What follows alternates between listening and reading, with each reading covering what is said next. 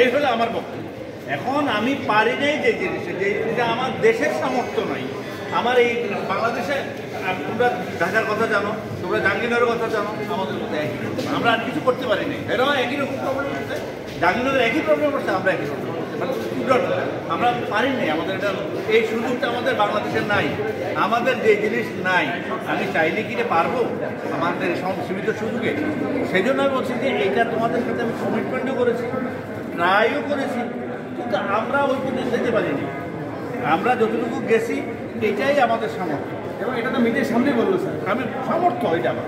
এখন এইটা তোমরা ন্যাশনাল মিডিয়াতে জিজ্ঞাসা করতে পারো যে আমরা যে তাদের কাছ থেকে খবর নিছি, কারণ এদের কালি আনলে ইলেকশন শেষ হলে আর বাকি যে কালি ওটা ডেস্ট্রয় করে ফেলতে হয়, তারা রাখতে হয়। ন্যাশনাল মিডিয়াকে জিজ্ঞেস করো অথবা জাতীয় নির্বাচনকে জিজ্ঞেস করো যে এই কালি পাওয়া যায় চাকরি থেকে আমরা যোগাযোগ করছি কিনা, অথবা এই কালি বাংলাদেশে অথবা অথবা তোমাদের জানা মতে বাংলাদেশে এই ধরনের অমুসলিমের কালির কোনো ব্যবস্থা আছে কিনা। আপনারা পরে জানাবেন যে আপনারা অমুসলিম না না আমরা হ্যাঁ হ্যাঁ জানাই আরেকটা বিষয় আমরা